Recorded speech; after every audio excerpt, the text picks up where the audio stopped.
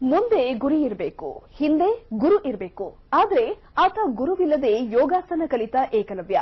ಆತನಿಗೆ ಸ್ಫೂರ್ತಿಯಾದದ್ದು ವರನಟ ಡಾಕ್ಟರ್ ರಾಜ್ಕುಮಾರ್. ಹಾಗಾದ್ರೆ ಏನಿದು ಸ್ಟೋರಿ ಅಂತೀರಾ? ಇಲ್ಲಿದೆ ನೋಡಿ ಡೀಟೇಲ್.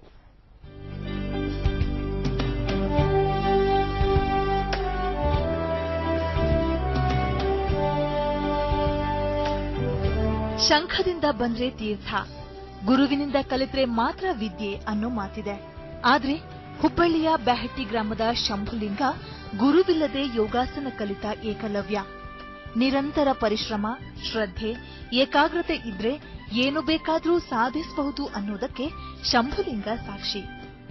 ಯೋಗಾಸನದ ಎಲ್ಲಾ ವಿದ್ಯೆಗಳನ್ನ ಕರಗತ ಮಾಡಿಕೊಂಡಿರೋ ಇವರಿಗೆ ಸ್ಫೂರ್ತಿಯಾಗಿದ್ದು ಡಾಕ್ಟರ್ ರಾಜ್ಕುಮಾರ್ ಅಭಿನಯದ ಕಾಮನಬಿಲ್ಲು ಸಿನಿಮಾ.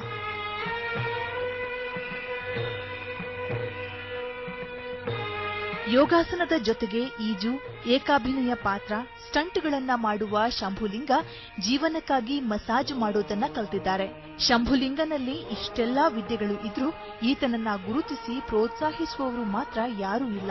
ತುಂಬಾ ದುಃಖ ಆಗ್ತಾ ಇದೆ ಸರ್. ಆದ್ರೆ ಧ್ಯಾನ ಮಾಡಿದಾಗ ಏನಾರೋ ಒಂದು ಮಾಡಬೇಕು ಕುತೂಹಲ.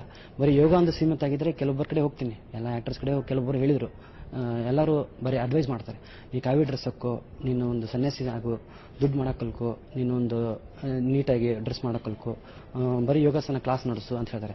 ಬದುಕೋದಕ್ಕೆ ನಾನಾ ದಾರಿ ಇರ್ತೇವೆ ಸರ್.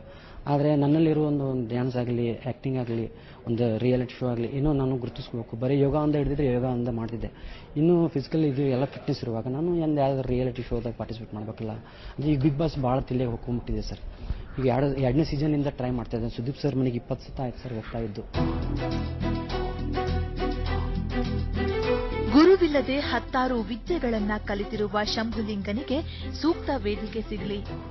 ಎಲೆಮರೆಯ ಕಾಯಿಯಂತೆ ಇರುವ ಶಂಭುಲಿಂಗನನ್ನ ಗುರುತಿಸಿ ಪ್ರೋತ್ಸಾಹಿಸಲಿ ಅನ್ನೋದೇ ನಮ್ಮ ಆಶಯ.